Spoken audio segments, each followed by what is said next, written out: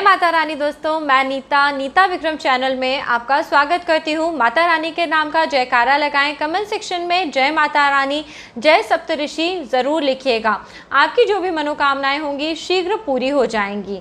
दोस्तों, साल 2020 में ऋषि पंचमी का व्रत 23 अगस्त 2020 की तारीख को रखा जाएगा। इस दिन भाद्रपद मास के शुक्ल पक्ष की पंचमी तिथि है। इस दिन पे ऋषि पंचमी का व्रत रख के सभी लोग प्रायश्चित करते हैं। जो भी उनसे गलतियां की हुई होती हैं पूजा पाठ में, अपने घर के काम काज में, जिस भी प्रकार की मनुष्यों से दिन रात गलतियां होती रहती हैं, उन सभी गलतियों का प्रायश्चित करने के लिए हिंदू धर्म में ऋषि पंचमी का व्रत करा जाता है। इस व्रत को करने से पाप कर्मों से मुक्ति मिलती है, जीवन में सुख सौभाग्य आता है। ऐसा माना जाता है जो स्त्रियां ऋषि पंचमी का व्रत करती हैं उनके घर में सदैव सुख और सौभाग्य बना रहता है। ऋषि पंचमी का पूजन किस प्रकार किया जाता है, ऋषि पंचमी व्रत में क्या खाना खाया जाता है, यह सभी बातें आज मैं आपके साथ शेयर करने वाली हूँ। एवं मैं आपको बताऊंगी यदि आप ऋषि पंचमी का व्रत करते हैं या नहीं भी करते हैं तो भी ऐसी कौन सी गलतियां हैं जिन्हें आपको भूल के भी नहीं करना चाहिए। इन गलतियों के करने के कारण जीवन में घोर कष्टों का सामना करना पड़ता है, इसलिए यह गलतियां किसी भी स्त्री एवं पुरुष को नहीं करनी चाहिए। दोस्तों, वीडियो आगे बढ़ाएं उसके पहले जल्दी से नीता विक्रम चैनल सब्सक्राइब करिए। वीडियो के नीचे बने हुए लाल रंग के सब्सक्राइब के बटन को प्रेस करिए और बाजू में बनी हुई घंटी अथवा बेल के आइकन को प्रेस करिए। इससे आपको व्रत त्योहारों संबंधी सभी जानकारी निःशुल्क प्राप्त होंगी और पूजा पाठ में कोई गलती नहीं होगी। आज का वीडियो पसंद आने पर इसे लाइक करिए और फैमिली फ्रेंड्स में सबके साथ शेयर करिए। अपने घर परिवार वालों के साथ धर्म संबंधी बातें शेयर करने से आपको धर्म का पूरा लाभ मिलेगा। दोस्तों, ऋषि पंचमी का व्रत रविवार के दिन पे रखा जाना है। इस दिन पे पूजा का शुभ समय है सुबह 11:07 से लेके दिन में 1:39 का, यानी करीब करीब दिन में 11:15 बजे से लेके 1:30 के बीच में आप सभी को अपने घर में सप्त ऋषियों का पूजन एवं माता अरुंधति का पूजन कर लेना है। पूजन के लिए कुछ सामान है जो आप पहले से ला के रख सकते हैं, जिसमें फूल माला, फल, मेवे इत्यादि आपको लाने चाहिए। और साथ ही साथ अब सप्तऋषि कैसे बनाते हैं मैं आपको बताने वाली हूँ। सप्तऋषि बनाने के लिए पूजा में प्रयोग की जाने वाली सुपारी लाना होती है, केले के पत्ते, सफ़ेद रंग का चंदन, रोली हल्दी, तिन्नी का चावल विशेष तौर पे दोस्तों इस व्रत में प्रयोग करा जाता है। आम के पत्ते लाकर उनसे कलश बनाया जाता है। सप्तऋषि और अरुंधति माता का निर्माण करा जाता है और उन सभी के लिए अलग अलग प्रसाद चढ़ाया जाता है। तो दोस्तों, कुल मिला के प्रसाद के लिए 8 मूंगफली के दाने ले लीजिए, 8 किशमिश ले लीजिए, 8 काजू, 8 बादाम, 8 केले और इसी प्रकार से करते हुए 7 प्रकार का कोई भी प्रसाद आप सप्तऋषियों को चढ़ा सकते हैं। कोई मिठाई मंगवा लीजिए जिसके छोटे छोटे 8 अलग अलग पीस हों और इसी प्रकार छोटे छोटे 8 गुड़ के डेले आप रख दीजिए। कोई भी प्रसाद जो आप अपनी सामर्थ्य अनुसार चढ़ाना चाहें वह आपको 8-8 की संख्या में लाके रखना चाहिए और जब आप पूजन करें तब सभी सप्तऋषियों पे और माता अरुंधति पे इस प्रसाद को चढ़ाना चाहिए। इसके अलावा दोस्तों, लटजीरा या अपामार्गा का वृक्ष आपने सुना होगा। इसका दातून सभी पूजा पाठ में प्रयोग करा जाता है। तो लटजीरा के दातून के 7 दातून या 108 दातून जितने आपको मिलें उन्हें लाके अब आप ऋषि पंचमी का व्रत कर सकते हैं। दोस्तों, हिंदू धर्म में ऋषियों का विशेष महत्व है। ऋषियों ने हमें वेदों का ज्ञान दिया है, हमें जीवन जीने के सभी मूलभूत सिद्धांतों के बारे में बताया है, परंतु मनुष्य अनगिनत गलतियां अपने दैनिक दिनचर्या में करते रहते हैं। इसी के कारण ऋषि पंचमी का व्रत हम प्रायश्चित स्वरूप करते हैं। दोस्तों, यह कोई त्योहार अथवा उत्सव नहीं है, यह व्रत एक तरह का प्रायश्चित है जिसे करने से मनुष्य के जन्म जन्मांतर में जो उसने पाप करे होते हैं उनसे उसे मुक्ति मिलती है। तो आपको भी इस दिन अपने भावों को शुद्ध करते हुए सुबह सुबह ब्रह्म मुहूर्त में उठने की कोशिश करनी चाहिए। ब्रह्म मुहूर्त में ना भी उठ पाए तो कम से कम 7 बजे तक आपको उठ जाना चाहिए।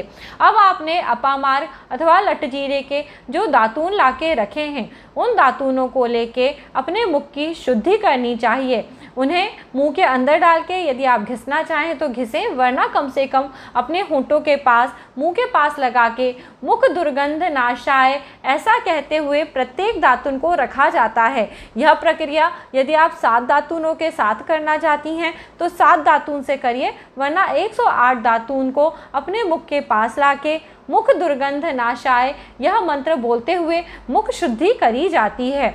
जैसा कि आपको मैंने बताया यह प्रायश्चित का व्रत है, तो जो भी कर्म करें बहुत ही श्रद्धा और भक्ति के साथ करें। इसके बाद स्नान करने में भी शुद्धि का विशेष महत्व होता है।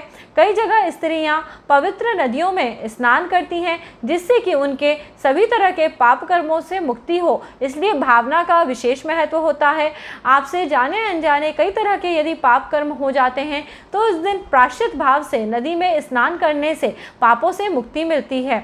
आप अपने ऊपर 7 लोटा जल डालें अथवा 108 लोटे जल डाल के अपनी शुद्धि करें और भगवान से प्रार्थना करें, हे भगवान, वेदों के अनुसार कर्म न करते हुए यदि हमसे किसी भी प्रकार की भूल चूक हुई हैं तो उन्हें क्षमा करें, हमें पाप से मुक्त कराएं। भगवान के नामों का स्मरण करते हुए अपने दिन की शुरुआत करें। जब पूजा का शुभ मुहूर्त हो जाए, जैसा कि मैंने आपको बताया, सुबह 11:15 से लेकर दिन के 1:30 बजे के बीच में पूजा करें।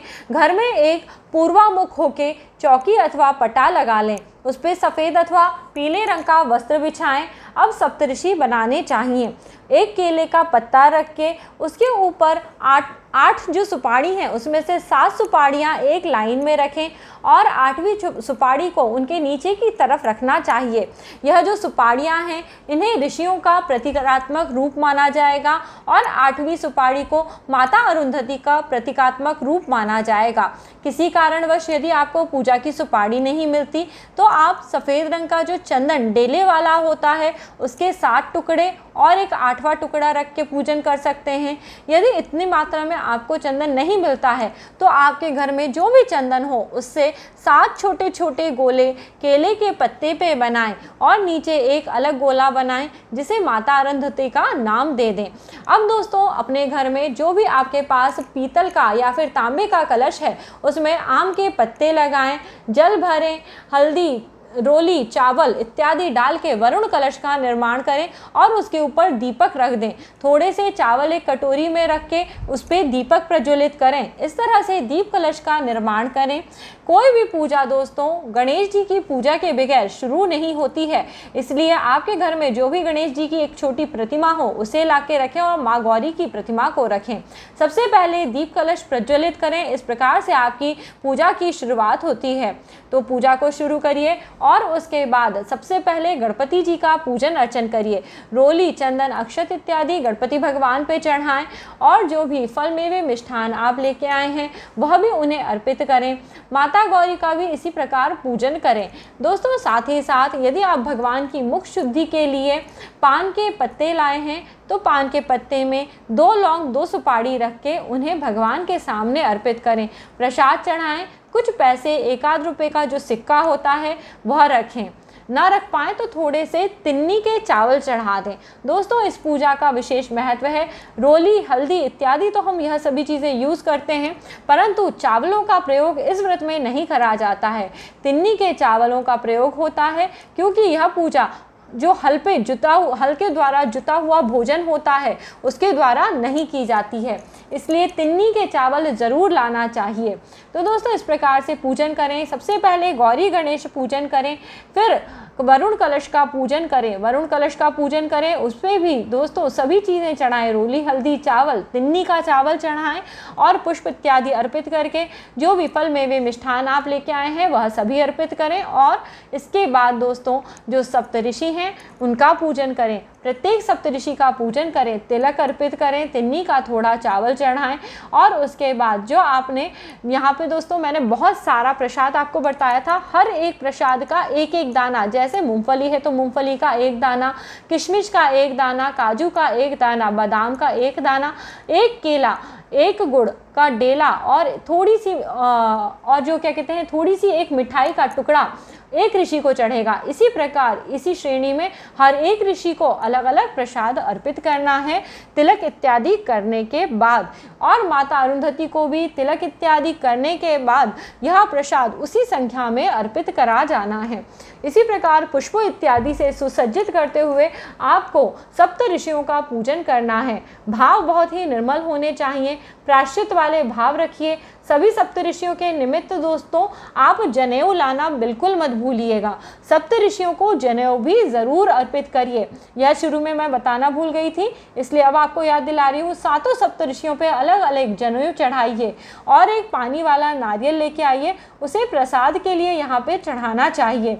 और साथ में सप्तऋषियों पे चढ़ाने के लिए थोड़ा सा कलावा रखना चाहिए, जिसे आप उन्हें वस्त्र के रूप में अर्पित करें। कलावा ना हो तो आप सफ़ेद रंग का कपड़ा या फिर पीले रंग का कपड़ा भी सप्तऋषियों पे चढ़ा सकते हैं।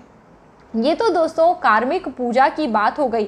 इसके बाद आप वहाँ पे हवन प्रज्वलित करें और सप्तऋषियों के लिए आहुति दें।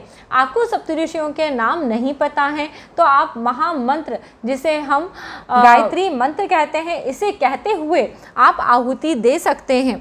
और इसके पश्चात आपको वहीं बैठ के सप्तऋषियों के समक्ष ऋषि पंचमी के व्रत की कथा का श्रवण करना चाहिए, आरती करनी चाहिए, पूजा में हुई भूल चूक के लिए क्षमा प्रार्थना करना चाहिए। दोस्तों इस दिन पे आपको दिन भर व्रत रख के बिना हल्का जुता बुआ भोजन करना होता है। इस व्रत में तिन्नी का चावल खाया जाता है, दही खाया जा सकता है, केले इत्यादि ग्रहण करके इस व्रत को किया जाता है। इस प्रकार सर्व सुखों की कामना करते हुए प्रायश्चित स्वरूप इस व्रत को करा जाने से धर्म, अर्थ, काम, मोक्ष सभी तरह के सुख इंसानों को प्राप्त हो जाते हैं। अब दोस्तों मैं आपको कुछ ऐसी बातें बता रही हूँ जो आपको भूलकर भी कभी नहीं करनी चाहिए। इन कामों के करने से आपको कई तरह के दोषों की प्राप्ति होती है। ऐसा कहा गया है सभी स्त्रियों को जब वह राजस्वला, मासिक अथवा पीरियड से होती हैं उस समय में पुरुष संग नहीं करना चाहिए। ऐसा करने से महादोष लगता है। कम से कम 3 दिनों तक आपको इस नियम का पालन करना चाहिए। चौथे दिन पतिव्रता स्त्री अपने पति के सम्मुख जा सकती है, परंतु उससे पहले यदि आप इस तरह के नियमों का पालन नहीं करते हैं तो आपको महादोष की प्राप्ति होती है।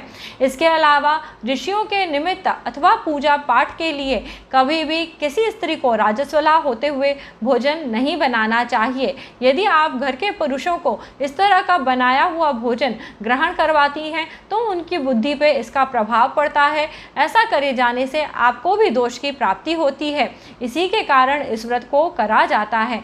तो सभी स्त्रियों को अपने घर में धन, धान्य, सुख, सौभाग्य की कामना करने के लिए जो भी अगर उनसे इस प्रकार की गलतियां हुई हैं उनकी क्षमा मांगते हुए इस व्रत को करना चाहिए। ऐसा कहा जाता है इस व्रत के करने से ऋषियों से उन्हें क्षमा की प्राप्ति होती है और सुख सौभाग्य भी बढ़ता है। अब दोस्तों मैं आप सभी को ऋषि पंचमी के व्रत की कथा सुना रही हूँ। इसी को भक्ति भाव के साथ सुनिएगा और इन नियमों का पालन करते हुए सुखी और सौभाग्यपूर्ण जीवन व्यतीत करिए। सप्तऋषियों को प्रणाम करिए और इस कथा का श्रवण करिए। एक समय राजा सुताष्ट्र धर्म का अर्थ जानने की इच्छा से ब्रह्मा जी से बोले, हे पितामह, मुझे ऐसे श्रेष्ठ व्रत के बारे में बताइए जिससे समस्त पापों का नाश हो जाए। तब ब्रह्मा जी ने कहा, हे राजन, मैं तुम्हें यह व्रत बताता हूँ जिसके करने से स्त्री जाति के तमाम पाप दूर होकर पुण्यों की भागी होती हैं। इसके लिए तुमसे एक पुरातन कथा को कहता हूँ कि विदर्भ देश में उन्तक नाम के एक सदाचारी ब्राह्मण निवास करते थे। उनकी पतिव्रता नारी सुशीला के एक पुत्री और एक पुत्र का जन्म हुआ। पुत्र का नाम सुविभूषण ने वेदों का सांगोपांग अध्ययन किया। कन्या का समय अनुसार एक सामान्य कुल में विवाह कर दिया गया, परंतु विधि के विधान से वह कन्या विधवा हो गई तो वह अपने सतीत्व की रक्षा के लिए पिता के घर आकर रहने लगी। कन्या के दुख से दुखी होकर उन्तक सब घर बार अपने पुत्र को सौंपकर अपनी स्त्री और कन्या को लेकर गंगा जी के किनारे अपना जीवन यापन करने लगा। एक दिवस कन्या माता पिता की सेवा करके एक शिलाखंड पर शयन कर रही थी तो रात भर में उसके सारे शरीर में कीड़े पड़ गए। सुबह जब कुछ शिष्यों ने उस कन्या को अचानक इस हालत में देखा तो उसकी माता सुशीला को बताया कि माता, गुरु पुत्री के दुख को देखिए। गुरु पत्नी ने जाकर पुत्री को देखा और अपनी पुत्री की अचानक यह दशा देखकर नाना प्रकार से विलाप करने लगी और पुत्री को उठाकर ब्राह्मण के पास लाई। ब्राह्मण भी पुत्री की दशा देखकर अति दुखी हुए। तब ब्राह्मण ने हाथ जोड़कर कहा, महाराज, यह क्या कारण है कि इस पुत्री के सारे शरीर में कीड़े पड़ गए। तब ब्राह्मण ने ध्यान धरकर देखा तो पता चला इस पुत्री ने 7 जन्म पहले ब्राह्मणी थी। एक दिन राजस्वला होते हुए घर के तमाम बर्तन, भोजन सामग्री छूली और ऋषि पंचमी व्रत का भी अनादर किया। उसी दोष के कारण इसके सारे शरीर में कीड़े पड़ गए हैं, क्योंकि राजस्वला या रजो धर्म करने वाली स्त्री के प्रथम दिन को चांडालनी के बराबर माना जाता है, दूसरे दिन ब्रह्मघातिनी के समान एवं तीसरे दिन धोबिन के समान शास्त्र दृष्टि से मानी जाती है। तुम्हारी कन्या ने ऋषि पंचमी व्रत के दर्शन का अपमान करने के साथ साथ ब्राह्मण कुल में जन्म तो लिया, परंतु इसीलिए इसके शरीर में कीड़े पड़ गए हैं।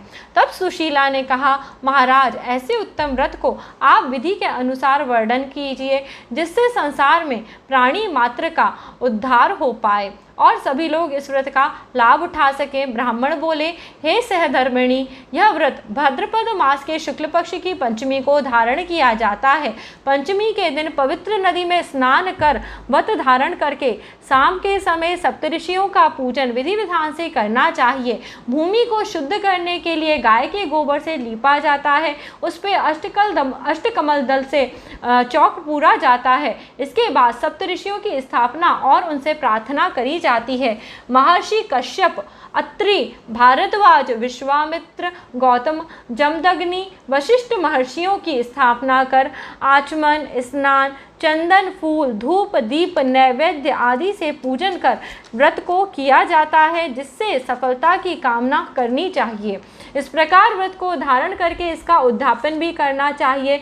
चतुर्थी के दिन एक बार भोजन करके पंचमी के दिन व्रत आरंभ करें।